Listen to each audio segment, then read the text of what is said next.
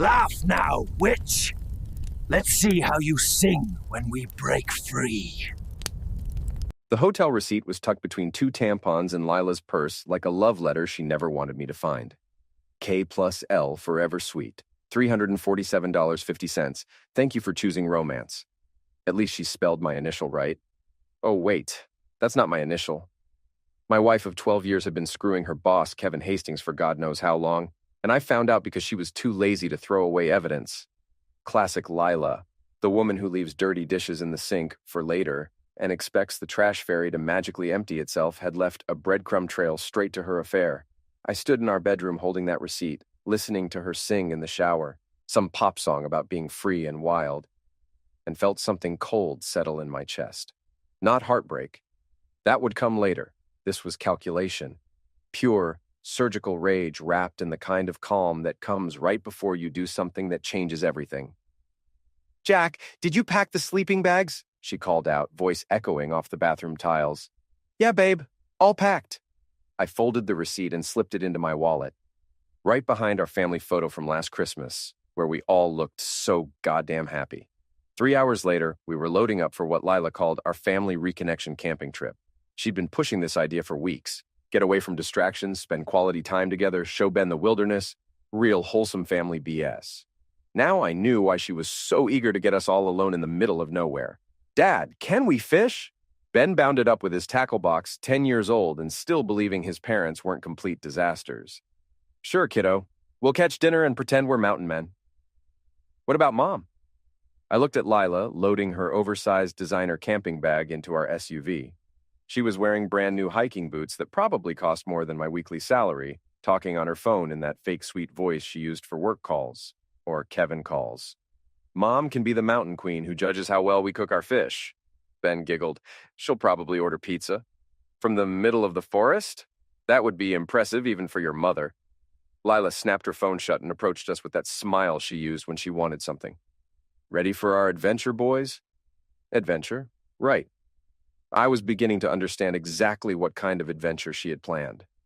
The drive to Millbrook State Forest took 3 hours, and Lila spent most of it texting furiously while claiming she was coordinating with the girls. Sam and Danny were meeting us there with their boyfriends. A nice little group camping trip. Very innocent.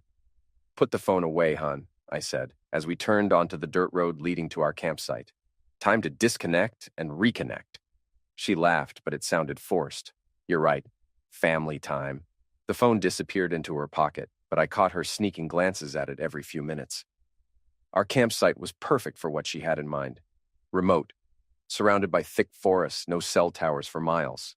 The kind of place where you could disappear someone without trying too hard. Sam and Danny arrived an hour later in a convoy of expensive cars that had no business on forest roads. Sam brought her husband, Brad, a soft-looking accountant who spent the whole time complaining about mosquitoes. Danny came with her latest boyfriend, some musclehead named Tyler, who immediately started showing off by chopping firewood like he was auditioning for a lumberjack calendar. And then Kevin showed up. "Surprise!" Lila clapped her hands like a teenager. "I invited Kevin from work. I thought you two should get to know each other better." Kevin Hastings stepped out of his black Tesla, because of course he drove a Tesla to go camping, wearing designer outdoor gear that still had tags. Tall, handsome in that generic way that screams, "I peaked in college," with perfectly styled hair and teeth so white they could guide ships to shore. "Jack," he strode over with his hand extended. "Finally get to meet the famous husband. Lila talks about you all the time." I bet she does. "Kevin, thanks for joining our family trip." His grip was firm, and he held it a beat too long while making eye contact. Alpha male bees. I'd dealt with guys like him my whole life. Rich boys who thought money made them tough. The kind who'd never thrown a real punch or worked with their hands for more than an hour. "Ben, come meet Mr. Hastings," Lila called out. My son appeared from behind our tent, took one look at Kevin, and immediately moved closer to me. Kids have good instincts about people. Better than adults, usually. "Hey there, buddy." Kevin crouched down to Ben's level with practiced ease. "Your mom tells me you like baseball." "I guess." Ben's voice was quiet, uncertain. "Maybe we can throw the ball around later. I was pretty good in high school." "I bet you were. Star player, prom king, probably dated the head cheerleader. And now you're screwing my wife." The evening started normal enough. We set up tents, started a fire, cooked hot dogs and made s'mores. Kevin entertained everyone with stories from his college days, each one designed to show how successful and charming he was. Lila laughed at everything he said, even the jokes that weren't funny. I found myself studying the group dynamics like I was watching a nature documentary. Sam and Danny kept exchanging looks, like they were in on some private joke. Brad seemed oblivious, focused on keeping mosquitoes away from his beer. Tyler was trying to impress Danny by building the fire bigger and bigger until it looked like we were summoning ancient gods. And my wife? Christ, my wife was practically glowing. She hadn't looked that happy in months, maybe years. "Dad, can we go for a walk?" Ben appeared at my elbow, voice low. "Sure, kiddo. Want to see if we can spot some wildlife?" We grabbed flashlights and headed into the trees, leaving the adults around the fire. The forest was alive with sounds. Owls, rustling leaves, things moving through the underbrush. Ben stayed close, his small hand finding mine. "I don't like him," he said after we'd walked for a few minutes. "Who?"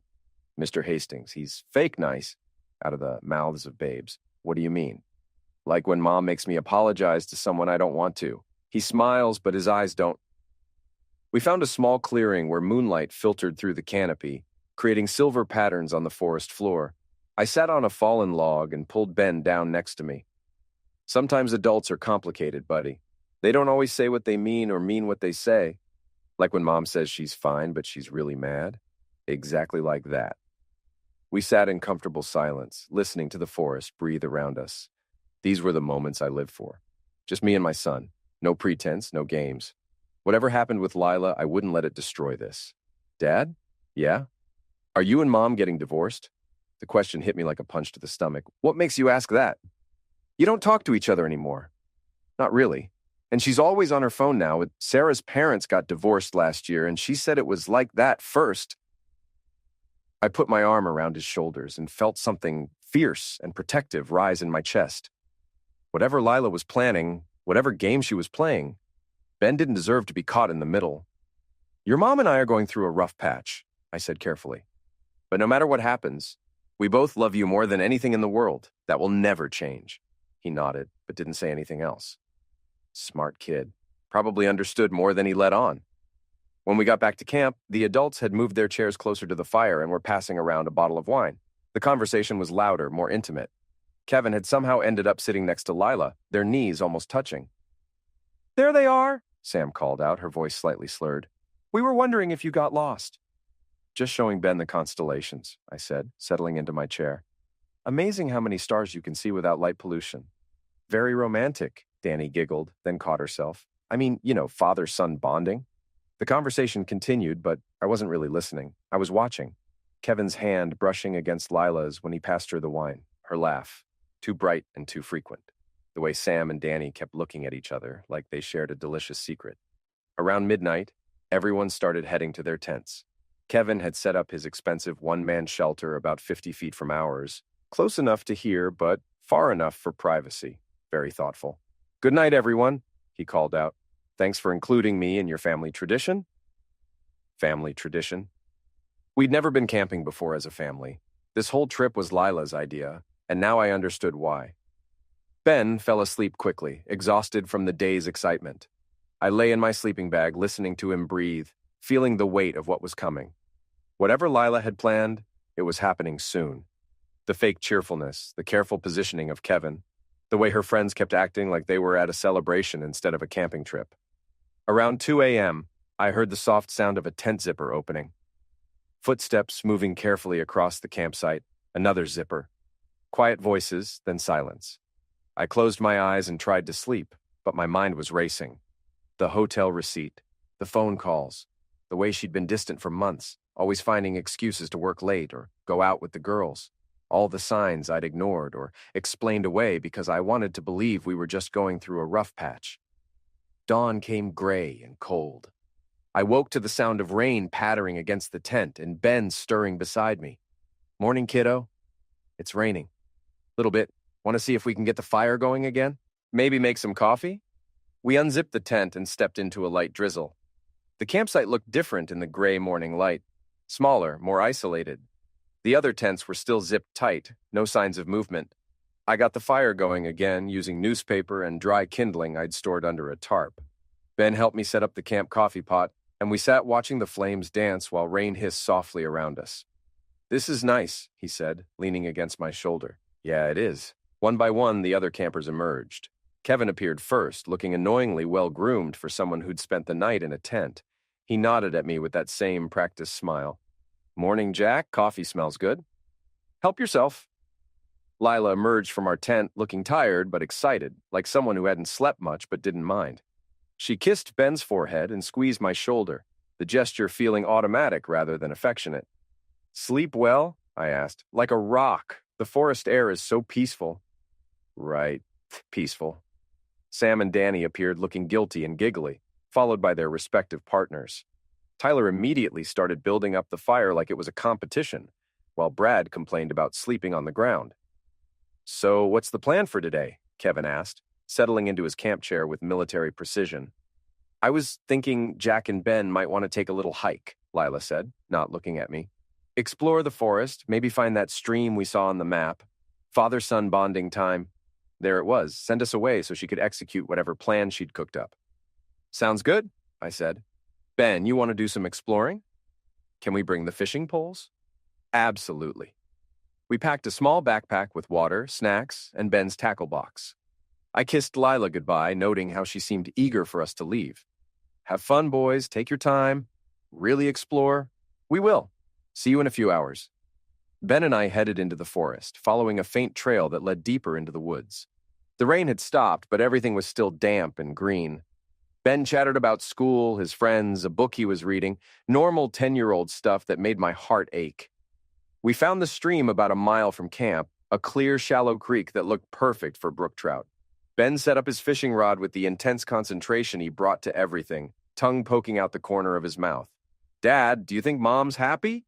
The question came out of nowhere, catching me off guard. "What do you mean?" "She used to sing while she cooked dinner. Now she just stares at her phone." I sat down on a boulder beside the stream and watched my son cast his line, with surprising skill for a 10-year-old. "People go through changes, Ben. Sometimes adults get stressed or worried about things and they act different. Is Mom worried about money?" "Nobody, we're doing fine." "Then what's she worried about? How do you explain to a 10-year-old that his mother is planning to abandon him in the wilderness so she can run away with her lover? How do you tell him that the woman who gave birth to him, who used to read him bedtime stories and check for monsters under his bed, is capable of something so fundamentally evil?" "I think she's just trying to figure some things out," I said finally. We fished for 2 hours, catching 3 small trout that we threw back. Ben was in his element, happy and focused, and I found myself memorizing every detail. The way he held his tongue between his teeth when he concentrated. His laugh when a fish got away. The trust in his eyes when he looked at me. Whatever happened next, I would protect this kid, no matter what. We packed up around noon and started the hike back to camp. Ben was tired but happy, chattering about the fish we'd caught and released. As we got closer to the campsite, he went quiet. "Dad, where are all the cars?" I stopped walking. Through the trees, I could see our campsite clearly. The tents were gone. The fire pit was cold. Our SUV, Kevin's Tesla, Sam's BMW, all of it was gone. "Stay here," I told Ben, my voice calm despite the ice forming in my veins. I walked into the empty campsite like I was approaching a crime scene, which I supposed I was. Everything was gone. Tents, sleeping bags, food, water, vanished like it had never been there. Only the cold fire pit and some trampled grass remained as evidence that 8 people had camped here 12 hours ago. A piece of paper was tucked under a rock where our tent had been. I unfolded it with steady hands, already knowing what it would say. "Jack, this is for the best. Ben will understand when he's older. You'll both be better off without me. Trust me. L. Trust her." The woman who'd just abandoned her husband and 10-year-old son in the middle of nowhere was asking me to trust her. "Dad?" Ben's voice was small, scared. "Where is everyone?" I folded the note and slipped it into my pocket. When I turned to face my son, I made sure my expression was calm. "They left, buddy." "Left? What do you mean, left?" "They packed up and drove away while we were fishing." Ben looked around the empty campsite, his young mind trying to process what he was seeing. "But Why? Why would Mom leave us here? I knelt down to his level, putting my hands on his shoulders. I don't know, Ben, but I promise you we're going to be okay. His eyes filled with tears. Are they coming back? The honest answer was no. They weren't coming back. This wasn't a prank or a mistake. This was calculated abandonment, planned and executed while we were innocently fishing for trout. But I couldn't tell him that, not yet. I don't think so, kiddo. I think it's just you and me now. He threw his arms around my neck and started crying. Big, gulping sobs that shook his small body. I held him tight, feeling my own rage crystallize into something cold and hard and unforgiving. Lila had made her choice. She'd chosen Kevin over her own son. She'd abandoned a 10-year-old child in the wilderness to cover up her affair. But she'd made one crucial mistake. She'd left me alive. The first night was the worst. We had no shelter, no food except the granola bars in our backpack, no way to call for help. I built a crude lean-to using fallen branches and Ben's jacket, but it barely kept the wind off us. Ben was tough, tougher than a kid should have to be. He didn't complain when dinner was half a granola bar and stream water. He helped me gather wood for the fire and curled up against my side when the temperature dropped. Dad, are we going to die? No, buddy, we're not going to die.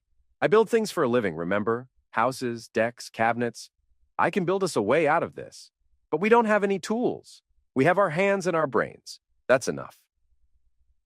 On the second day, I found a ranger station on the map in my backpack, 12 miles south through dense forest. Too far for Ben to walk in his current state, but it gave us a target. I spent the morning improving our shelter, weaving pine boughs into the frame to keep the wind out. Ben helped by gathering dry moss for tinder and sorting through deadfall for the best firewood. You're pretty good at this camping stuff, he said, managing a smile. Your old man has a few tricks up his sleeve. By the third day, we'd settled into a routine, up at dawn to rebuild the fire, breakfast of stream water and whatever edible plants I could identify. Ben would practice his knots using strips of bark while I worked on improving our shelter or searching for food. I found wild berries and edible roots, caught 2 small fish using a trap made from bent twigs. It wasn't much, but it was enough to keep us alive. Ben was losing weight, his clothes hanging loose on his small frame, but his spirit remained strong. He'd inherited his mother's charm and his father's stubbornness, a combination that served him well in the wilderness. Dad, when we get home, can we go camping again? You want to go camping again after this? Yeah, but with better food. And maybe a cabin. I laughed despite everything. Deal. On the 5th night, we heard wolves howling in the distance. Ben pressed closer to me by the fire, his eyes wide. They won't bother us, I told him. Wolves are smart. They know we're not worth the trouble. How do you know? Because we're survivors, buddy. Hunters can sense that. The howling continued for hours, sometimes closer, sometimes farther away. I kept the fire burning bright and stayed awake all night, listening to every sound in the forest. By the 7th day, I started recognizing the signs of prolonged hunger in both of us. Weakness, irritability, difficulty concentrating. Ben was starting to slow down, and I knew we couldn't last much longer without real food. That's when I found the rabbit snare. It was old, probably set by hunters years ago and forgotten. The wire was rusty, but still strong enough to work. I reset it near a game trail and spent the afternoon teaching Ben how to identify animal tracks. See these little marks? Rabbit feet. They come through here every morning to drink from the stream. Are we going to eat a rabbit? If we're lucky. The next morning, we found a cottontail caught in the snare. Ben looked away while I dealt with it, but he didn't complain when I cooked it over the fire. It tastes like chicken, he said, surprised. Most things taste like chicken when you're hungry enough. The protein gave us both energy, and I decided it was time to make our move toward the ranger station. We packed up our meager supplies and started walking south, using the sun and my watch to navigate. Ben was a trooper, never complaining even when the terrain got rough. We took frequent breaks, and I carried him when the trail got too steep. On the 10th day, we stumbled out of the forest onto a logging road just as a park ranger's truck was driving by. Ranger Martinez couldn't believe what he was seeing. 2 survivors walking out of the wilderness, thin and dirty, but alive. He radioed for medical assistance and loaded us into his truck. Jesus, Jack, everyone's been looking for you guys. Your wife filed a missing persons report 5 days ago. Of course she did. The grieving widow, devastated by the mysterious disappearance of her family, probably already planning the insurance claims. We got separated from our group, I said carefully. Went fishing and came back to find everyone gone. Martinez nodded sympathetically. Happens more than you think. People panic and leave without thinking it through. Your wife's been beside herself. I bet she has. The hospital kept us overnight for observation. Ben was dehydrated and underweight, but otherwise fine. The doctors were amazed by our condition. 10 days in the wilderness, and we'd survived without major injury. You did an incredible job keeping your son safe, Dr. Peterson told me. Most people wouldn't have lasted 3 days. While Ben slept, I used the hospital phone to call my friend Mike. Holy crap, Jack. Where the hell have you been? Lila's been on every news channel crying about her missing family. We got lost camping. Just found our way out. Lost? For 10 days? Jesus, man, what happened? Long story. Can you pick us up tomorrow? I'll explain everything then. Of course. Jesus, Jack. We thought you were dead. That was the idea. The next morning, local news crews were waiting outside the hospital. Lila stood in the parking lot wearing black like she was at a funeral, dabbing her eyes with a tissue while reporters asked her questions. When she saw us emerge from the hospital entrance, her face went through a series of expressions: shock, relief, and something that might have been disappointment. Jack! Ben!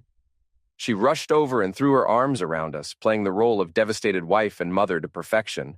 Oh my God, I thought I'd lost you forever! Ben hugged her back, but I noticed he didn't seem as excited to see her as he should have been. Kids are smart. They pick up on things. We're fine, Lila, just a little adventure that got out of hand. She pulled back and looked at me with eyes that were dry despite the tears she'd been shedding for the cameras. What happened? Where have you been? Fishing. We got lost on the way back to camp and couldn't find you guys. We waited as long as we could. When you didn't come back, we thought something terrible had happened. Kevin organized search parties? Kevin. Of course he did. The heroic boss trying to find his missing employee's family. Where is Kevin? I asked. He's back in the city. He had to return to work, but he's been coordinating with the police. The reporters were eating it up. Devoted wife, missing family, dramatic reunion. Lila was giving them exactly what they wanted. Mr. Malloy, can you tell us what happened out there? I looked directly into the camera, Ben's hand in mine. My son and I survived 10 days in the wilderness using nothing but our wits and determination. We ate berries, drank stream water, built shelter from branches and leaves. It was the most difficult experience of our lives, but it also showed us what we're capable of when we have to depend on each other. How do you feel about your wife? The question caught me off guard. The reporter was young, ambitious, probably hoping for an emotional soundbite. My wife is a remarkable woman, I said, looking directly at Lila. She's capable of things I never imagined. The next few days were a blur of interviews, phone calls, and well-wishers. Our story had captured people's imagination. Father and son, lost in the wilderness, surviving against all odds, reunited with their family. Lila played her part perfectly. She cooked my favorite meals, fussed over Ben, acted like the devoted wife who'd almost lost everything. But I caught her on the phone at odd hours, talking in whispers, probably to Kevin, coordinating their story. The insurance investigator came by on Thursday. Just routine questions, Mr. Malloy. When someone files a missing persons claim and takes out additional life insurance policies, we have to do our due diligence. Life insurance policies, plural. Additional policies? Your wife increased your coverage to $2 million about 6 months ago. And your son's policy? Well, let's just say someone stood to benefit significantly if you hadn't been found. After he left, I sat in my kitchen staring at the wall. $2 million? Enough to start a new life with Kevin, maybe in another state where no one knew their story. But we'd survived. We'd walked out of that forest alive, and now her carefully laid plans were worthless. That evening, Lila announced she was throwing a welcome home party. Just close friends, she said. Sam and Danny want to celebrate your safe return. Of course they did. The same friends who'd abandoned us in the woods were now eager to celebrate our survival. The irony was delicious. The party was held at our house on Saturday night. Sam and Danny arrived with their partners, acting like nothing had happened. Kevin showed up fashionably late, dressed in expensive casual wear that probably cost more than most people's monthly salary. Jack! He grabbed me in a bear hug that felt like a performance. Thank God you're safe. We were so worried. Thanks, Kevin. I appreciate everything you did to help find us. The house filled up with neighbors, co-workers, friends. Everyone wanted to hear our survival story. I told it again and again.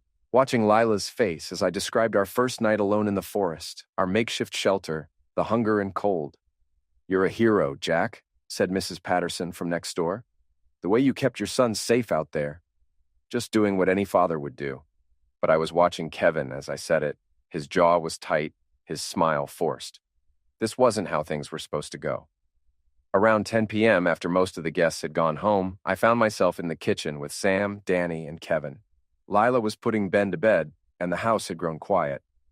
"So what really happened out there, Jack?" Danny asked, her voice slightly slurred from wine. "What do you mean?"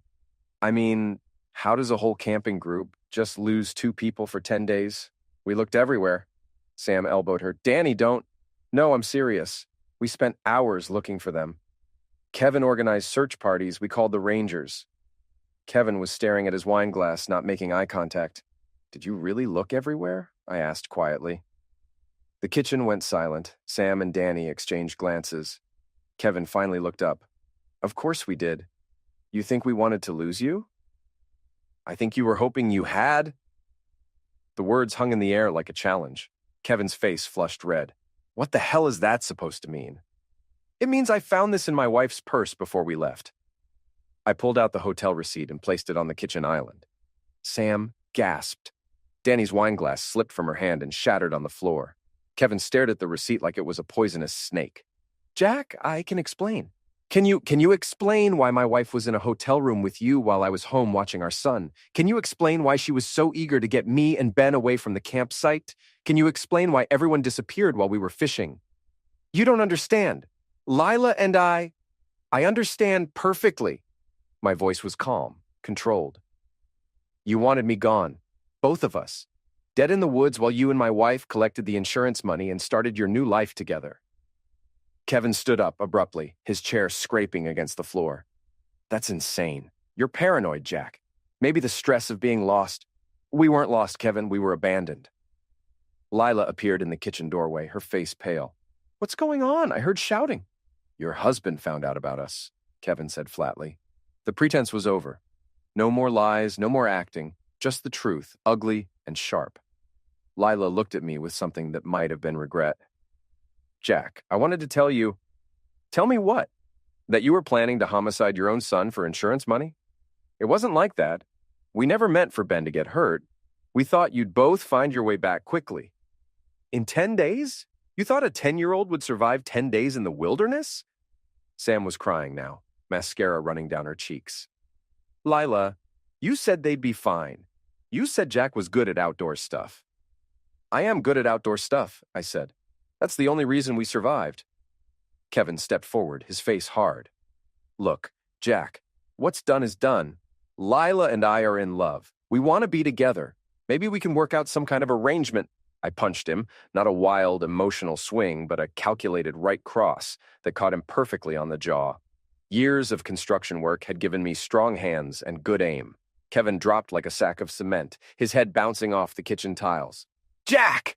Lila screamed. Kevin groaned and tried to sit up, crimson trickling from his split lip. "You crazy fool!" "Stay down." My voice was conversational. "I'm not done talking." Sam and Danny huddled together by the sink, looking terrified. Lila knelt beside Kevin, helping him sit up.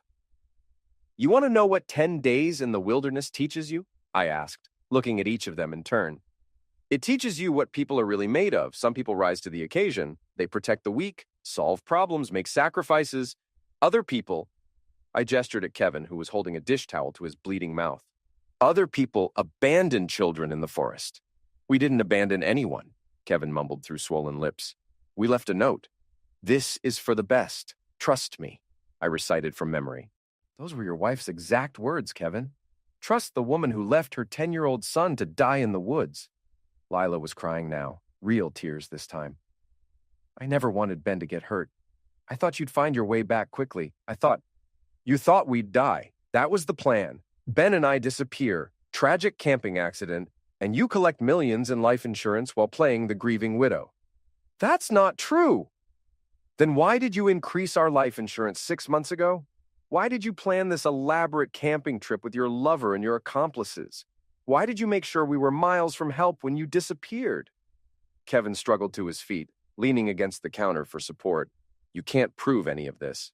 Can I? I pulled out my phone and hit play. The conversation we'd just had filled the kitchen. Kevin's confession, Lila's admissions, Sam's tearful acknowledgement of their plan. I've been recording since the party started, I said. Amazing what people will admit to when they think they're safe. The color drained from Kevin's face. You son of a witch. Language, Kevin. There's a child in the house. As if on cue, Ben appeared at the top of the stairs in his pajamas. Dad, what's happening? I heard yelling. Everyone froze.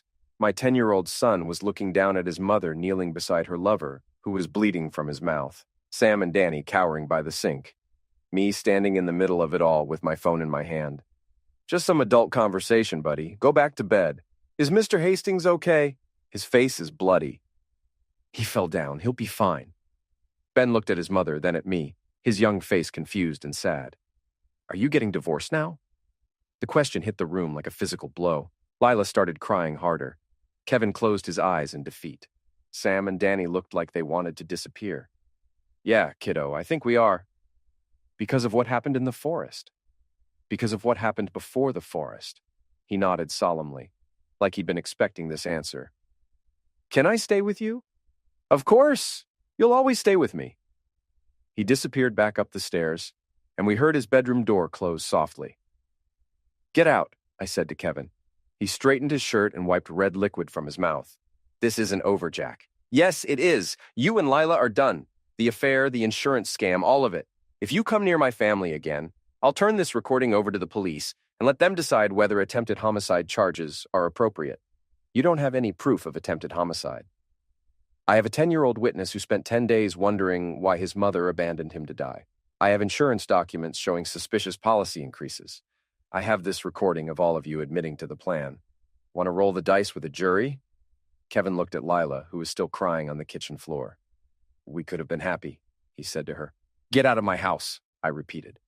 Sam and Danny were already heading for the door, leaving their purses and jackets behind in their hurry to escape. Kevin followed them, moving slowly, his hand still pressed to his bleeding mouth. At the front door, he turned back. You think you've won something here, Jack? You think destroying our relationship makes you the better man? I think abandoning a child in the wilderness makes you a monster. Everything else is just details. After they left, Lila and I sat in the kitchen staring at each other across the wreckage of our marriage. The broken wine glass glittered on the floor like scattered diamonds. The hotel receipt still lay on the counter between us. How long? I asked. 6 months. Why Kevin? She wiped her eyes with the back of her hand, smearing mascara across her cheek. He made me feel alive again, desired. When's the last time you looked at me like I was the most beautiful woman in the world? When's the last time you acted like you wanted me to? We'd had this fight before in different words. The slow erosion of a marriage. Death by 1,000 small cuts. But this time was different. This time, she'd crossed a line that couldn't be uncrossed. I never meant for Ben to get hurt, she said quietly. But you were willing to risk it. I thought you'd find your way back. You're so capable, so strong. You thought wrong. We almost died out there, Lila.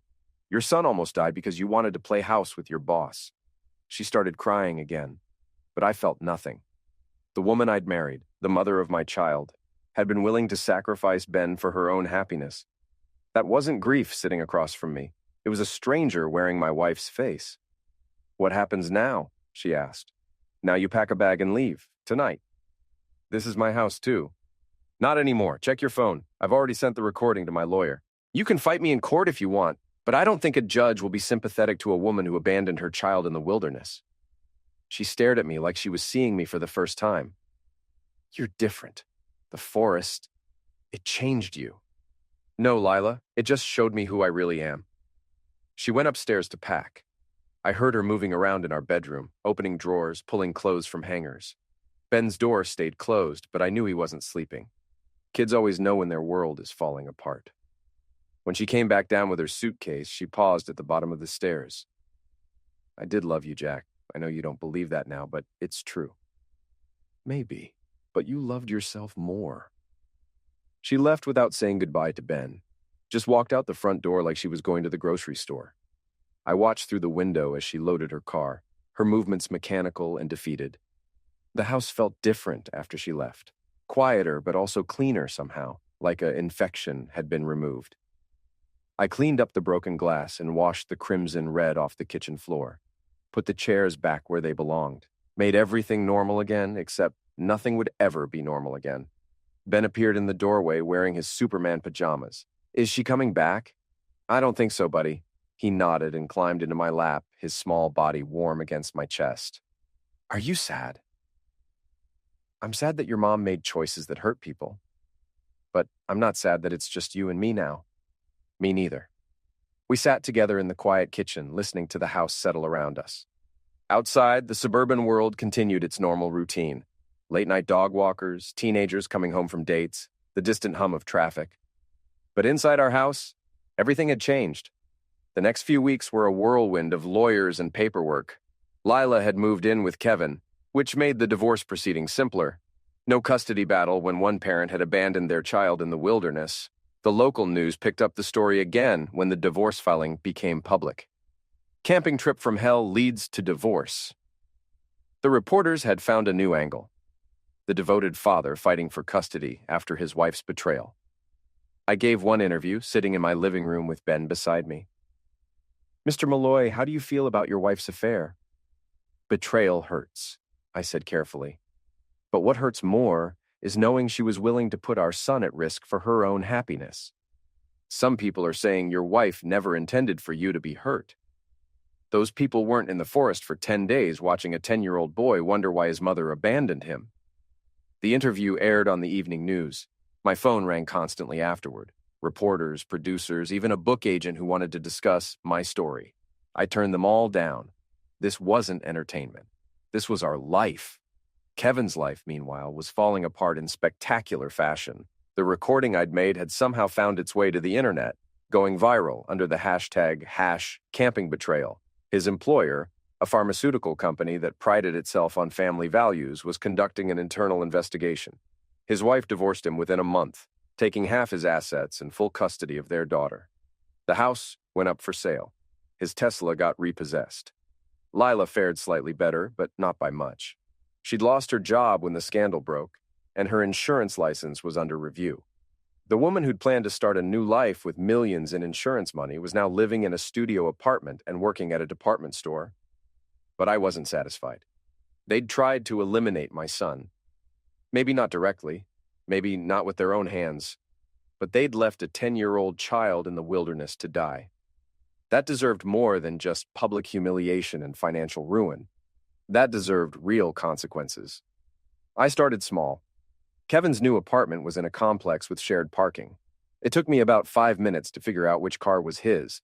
A beat-up Honda that was a far cry from his Tesla. I didn't slash his tires or break his windows. Nothing that obvious. Instead, I loosened his oil drain plug just enough to create a slow leak. Put sugar in his gas tank. Disconnected his brake lights. Little things that would cause him constant mechanical problems without being obviously sabotage. Then I started following him. Kevin had a routine. Coffee at Starbucks every morning at 7:30, grocery shopping on Sunday afternoons, dinner at the same Mexican restaurant every Wednesday night where he sat alone scrolling through dating apps on his phone. He looked terrible, thin, unshaven, constantly checking over his shoulder like he expected something bad to happen, which he should have because something bad was coming. I waited until he was at his lowest point, fired from his new job, rejected by 3 different women in 1 week, behind on his rent. That's when I made my move. He was leaving the Mexican restaurant on a Wednesday night, walking to his pathetic Honda in the rain when I stepped out of the shadows. Kevin! He spun around, his keys jingling in his shaking hand. Jack, what are you doing here? Having dinner, same as you. This is maltreatment. I have a restraining order. No, you don't. You filed for one, but it was denied. Turns out judges don't like men who abandon children in forests. He backed toward his car, but I moved to block his path. What do you want? I want you to understand something. You tried to eliminate my son. That's not true. We never... You left a 10-year-old boy in the wilderness without food, water, or shelter. In any reasonable definition of the term, that's attempted homicide. We left a note. You left a note saying goodbye. That's not the same thing as providing for a child's survival. Kevin's face was pale in the parking lot lights. Look, Jack, I'm sorry about how things went down. Lila and I, we made mistakes. Mistakes. You call trying to homicide a child a mistake. Nobody was trying to homicide anyone. I grabbed him by the shirt and slammed him against his car. Not hard enough to really hurt him, but hard enough to make my point. My son asked me every day for 10 days why his mommy left him to die. You want to explain to him how that was just a mistake? Get off me. Or what? You'll call the police and tell them what? That the man whose family you tried to homicide confronted you in a parking lot? I let him go and stepped back. He straightened his shirt with shaking hands. This is over, Kevin. The affair, the insurance scam, all of it, but I want you to know something. Every time you look in the mirror, every time you try to sleep at night, I want you to remember that you left a child to die for money. It wasn't about money. It was always about money. And when that didn't work out, when we survived your little plan, you lost everything anyway. Your job, your wife, your house, your dignity, all for nothing. I started walking away, then turned back. Oh, and Kevin, if you ever come near my son again, if you ever even drive down our street, I'll make sure everyone knows exactly what kind of man you are. Your neighbors, your employers, your family.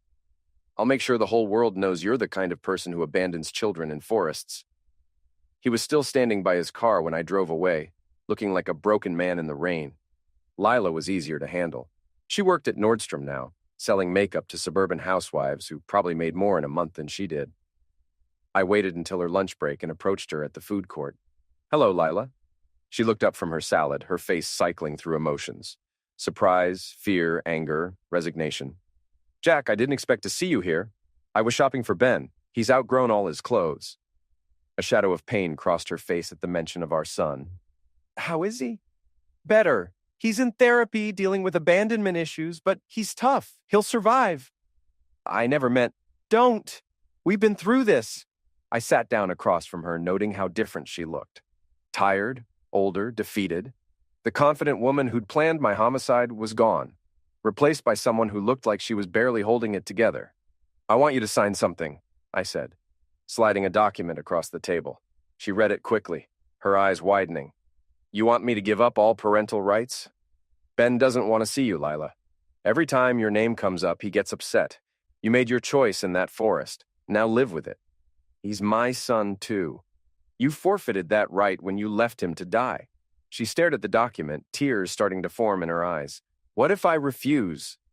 Then I'll file a civil lawsuit for attempted homicide and intentional infliction of emotional distress. I'll drag this through the courts for years, making sure everyone knows exactly what you did. Is that really how you want to spend the rest of your life? She picked up the pen with a shaking hand. I do love him, Jack. I know you don't believe that, but I do. People who love their children don't abandon them in forests. She signed the document and slid it back to me. Can I write him a letter? Something he can read when he's older? No. You're done, Lila. You're out of our lives forever. She started crying then, quietly, her shoulders shaking as she tried to hold it together in the middle of the food court. I made mistakes. You tried to eliminate your own child for insurance money. That's not a mistake. That's evil. I stood up to leave, then paused. You know what the worst part is? Ben still loves you. Even after everything you did, he still asks about his mommy sometimes. He can't understand how the woman who used to read him bedtime stories could leave him in the forest to die. Jack, please. But he'll get over it. Kids are resilient. He'll learn that some people can't be trusted, that some people are willing to hurt the ones they claim to love. It's a hard lesson, but a valuable one. I left her crying at the food court table, still in her Nordstrom uniform, looking like the broken woman she'd become. 6 months later, Ben and I were doing fine. Better than fine, actually. Without Lila's constant drama and Kevin's toxic influence, our house had become peaceful. Ben was thriving in school, making new friends, laughing again. We never went camping. Instead, we took weekend trips to the city, went to baseball games, built a treehouse in the backyard. Normal father-son activities that didn't involve survival skills or wilderness emergencies. Ben rarely asked about his mother anymore. The therapist said that was normal. Children adapt to their new reality faster than adults. He was learning to trust again, to feel safe. One evening, we were building a model airplane at the kitchen table when the doorbell rang. I looked through the peephole and saw Kevin standing on my front porch, looking nervous and desperate. Stay here, buddy, I told Ben. Keep working on the wings. I opened the door but didn't invite Kevin in. What do you want? I need to talk to you. We have nothing to talk about. Please, Jack, 5 minutes. He looked terrible. Thinner than before, his clothes wrinkled and cheap. His face was drawn and pale like he hadn't been sleeping well. Make it quick. I lost another job, the background checks. Your recording keeps coming up. No one will hire me. Good. Jack, please. I'm broke. I'm living in my car. I can't get work, can't get an apartment. This has to stop. This stops when you stop being the kind of person who abandons children in forests. I was in love. I wasn't thinking clearly. You were thinking clearly enough to plan an elaborate homicide scheme. You were thinking clearly enough to take out insurance policies on a 10-year-old boy. Kevin's composure cracked. It wasn't supposed to happen like that. We thought you'd find your way back. Keep your voice down. My son is inside. Your son? Christ, Jack, he's my son too. The words hung in the air like a confession. Kevin's face went white as he realized what he'd said. What did you just say? Nothing. I didn't mean... But I was already putting the pieces together. The timeline. Lila's sudden distance. Ben's eye color, which had never quite matched mine or Lila's. How long have you been sleeping with my wife, Kevin? Jack, don't... How long? 11 years, he whispered. The number hit me like a physical blow. 11 years. Ben was 10. You son of a witch. I wanted to tell you, Lila and I... We should have handled this differently from the beginning. You should have handled it by keeping your hands off my wife. She was never really your wife, Jack, not in her heart. She was with me first. I looked back through the door at Ben, still working on his model airplane, completely unaware that his entire world was about to shift again. Does he know? No. Lila wanted to tell him after we were together. After I was dead. Kevin nodded miserably. So you weren't just trying to eliminate me for insurance money. You were trying to eliminate me so you could play daddy to your son. It wasn't like that. Get off my property. Jack, wait. Get off my property! I slammed the door so hard the windows rattled. Ben looked up from his airplane, concerned. Dad, everything okay? Everything's fine, buddy. Just someone selling something we don't need. But everything wasn't fine. Everything was screwed in ways I was just beginning to understand. That night, after Ben went to bed, I sat in my kitchen staring at old photo albums, looking for signs I'd missed, clues I'd ignored. Ben at age 2 already showing the stubborn chin that looked nothing like mine. Ben at 5 with those gray-green eyes that I'd always thought came from Lila's side of the family. I pulled out my laptop and did something I'd never thought I'd need to do. I researched paternity tests. 2 weeks later, I had the results. Ben wasn't my biological son. I sat in my car outside the lab, staring at the report, feeling like my entire life was a lie. The child I'd protected in the wilderness, the boy I'd raised for 10 years, the kid who called me dad and trusted me with his whole heart. He was Kevin's son. But as I sat there, something else occurred to me. Kevin had known. He'd known Ben was his biological child when he left him in that forest. He'd been willing to let his own son die for money and convenience. That made him something worse than a murderer. That made him a monster. I drove home and found Ben in the living room doing homework. He looked up when I walked in, his face lighting up with that smile that never failed to make my day better. Hey, Dad, how was work? Good, buddy. How was school? Tommy Fletcher said his dad is teaching him to drive. Can you teach me when I'm older? Of course. We'll start with go-karts when you turn 12. He went back to his homework completely trusting, completely innocent. This kid who wasn't biologically mine, but who was more my son than Kevin could ever understand. The paternity didn't matter. DNA didn't matter. What mattered was that I'd been there for every scraped knee, every nightmare, every baseball game. I'd been the one to teach him to ride a bike, to tie his shoes, to stand up to bullies.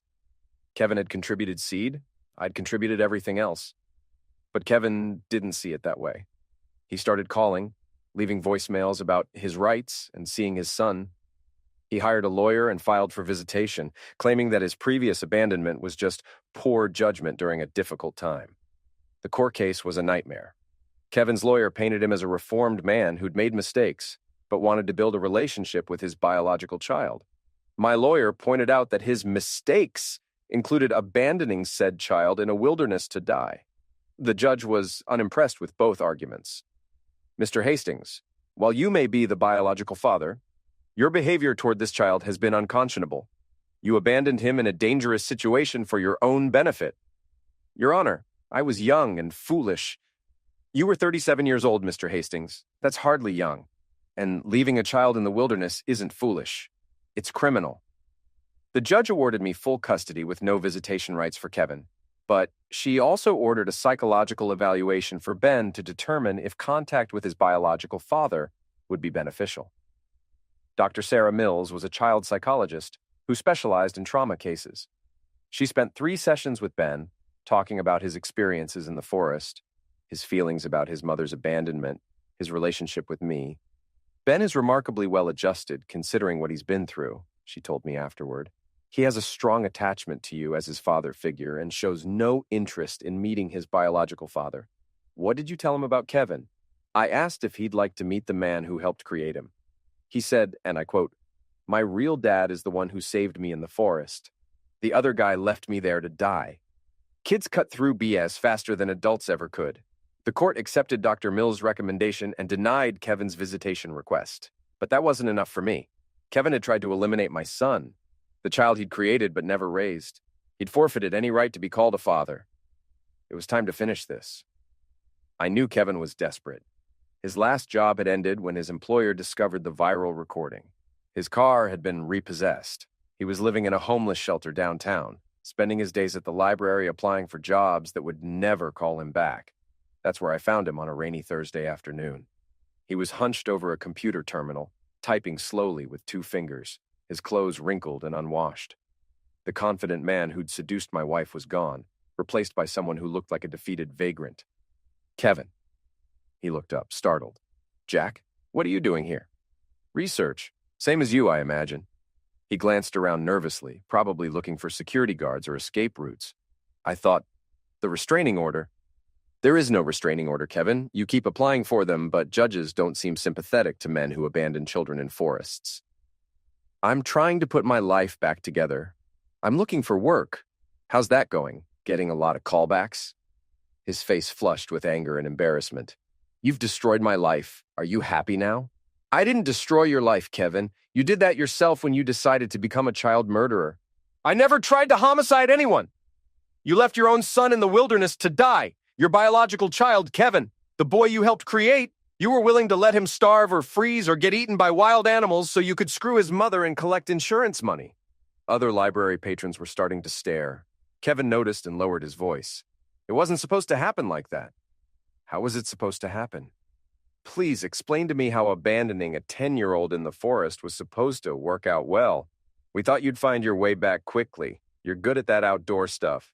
I'm good at it because I learned it as a kid. Ben hadn't learned it yet. Ben was 10 years old, Kevin. Your son was 10 years old and you left him to die. Kevin's composure cracked completely. He's not my son. Not really. You raised him. You're his father. Now you want to give up paternity? After spending months in court trying to claim visitation rights? I wanted to be part of his life. I missed so much.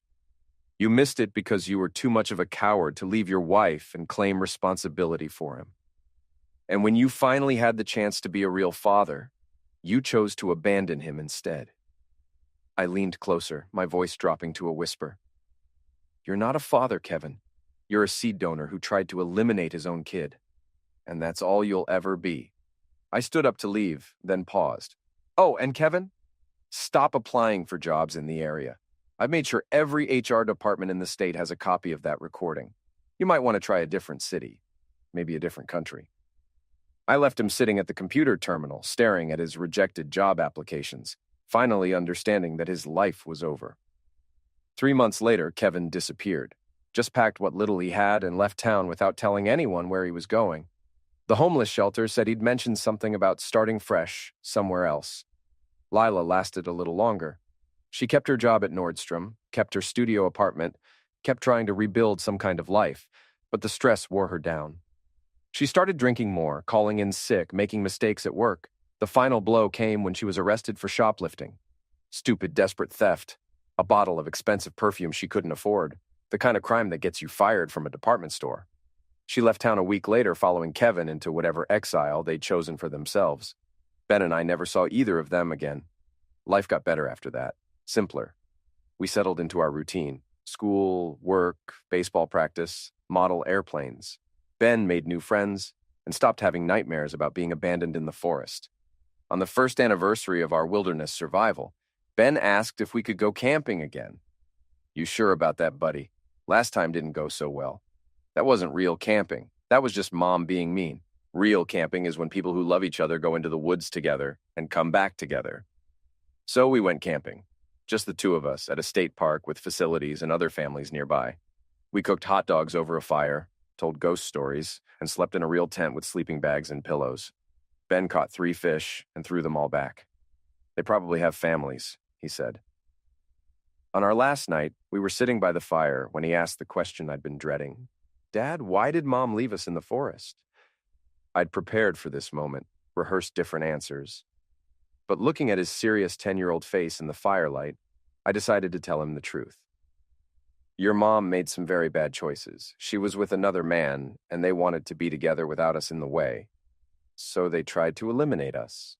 They left us in a dangerous situation and hoped we wouldn't make it out." Ben poked at the fire with a stick, thinking, "That's really evil." "Yes, it is." "Are you sad that Mom turned out to be evil?" The question was so matter-of-fact, so honestly curious that I had to smile. "I'm sad that she made evil choices. But I'm not sad that it's just you and me now." "Me neither. You're a better parent by yourself than both of them together." "Thanks, buddy." "Dad?" "Yeah? When I grow up, I want to be like you, someone who protects people instead of hurting them." I pulled him closer and ruffled his hair. "You're already like that, Ben. You've got a good heart." "I get that from you. You get that from yourself. It's who you choose to be that matters, not where you came from."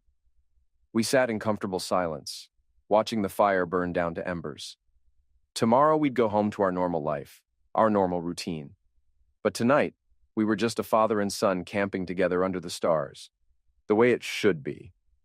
2 years later, I was at Ben's school for a parent-teacher conference when I ran into Mrs. Patterson from our old neighborhood. "Jack, I heard you moved. How are you and Ben doing?" "Great. We're in a new house across town. Fresh start." "Good for you. And that terrible business with your ex-wife, whatever happened with all that?" "She moved away. We don't have any contact." Mrs. Patterson leaned closer, lowering her voice. "I heard she was involved with some kind of insurance fraud scheme." "Something like that." "And that man she was with, Kevin, what's his name, someone said he tried to claim he was Ben's real father." "DNA doesn't make you a father, Mrs. Patterson. Being there every day makes you a father." "Oh, absolutely. Ben is so lucky to have you.